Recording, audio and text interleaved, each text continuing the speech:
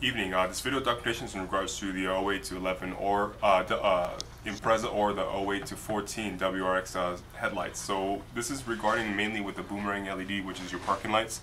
In the event that it's not working properly or it's no longer working, most of the time it will be regarding the tapping of the grounding negatives that's been shared with the signal lights and the parking lights. So I'll do a bit more of an explanation on my side.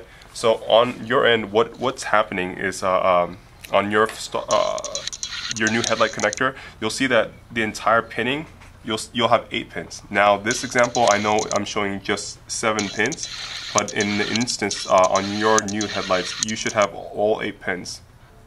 Now, if you check your stock OEM connector on your vehicle, you'll notice that you also have 7 pins instead of 8 pins, and that is one of the issue why the parking light is not working properly, being the case that the extra pin that the manufacturer provides for the new lights is actually a secondary grounding negative for the parking lights, which the US spec vehicle does not have.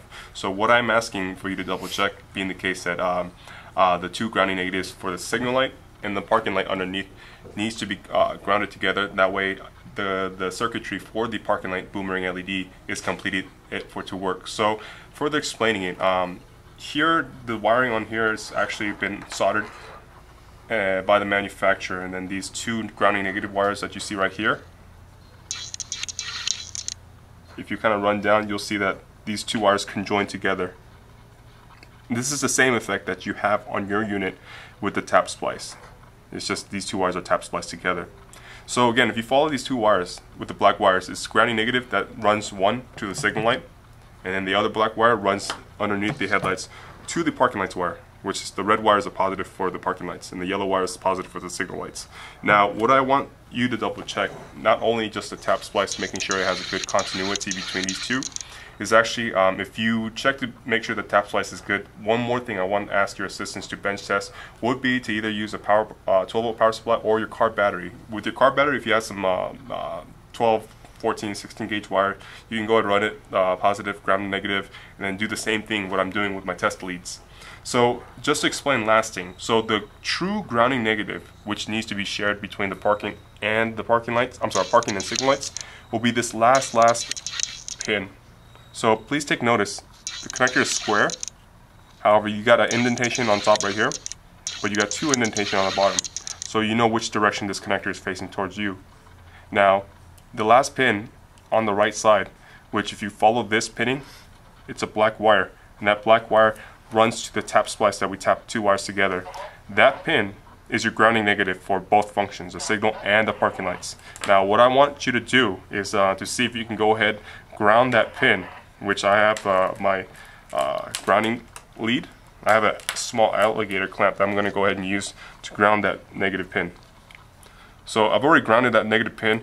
And then what I'm going to demonstrate to you to show is me powering on the signal light and the parking lights right here. So in the beginning, you can see the signal lights turning on. That's no problem. Then now moving on to the parking lights. So if you're able to bench test to confirm that the signal light works and the parking light works upon bench testing, then the concern might be with your vehicle that it's not making proper contact with this grounding pin.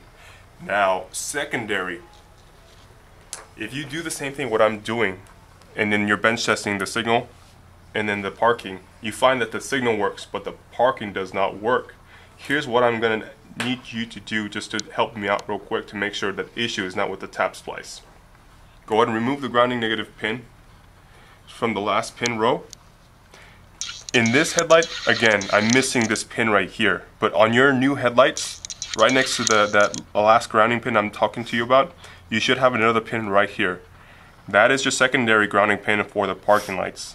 Please go ahead and ground that secondary pin, which is not existing on this connector, but on your connector I know exists. Go ahead and ground that pin, which is the secondary. I'm grounding the first because I'm missing the secondary negative pin, but on your side, one more over, the secondary negative. Once you ground that secondary negative, go ahead and get your positive test lead.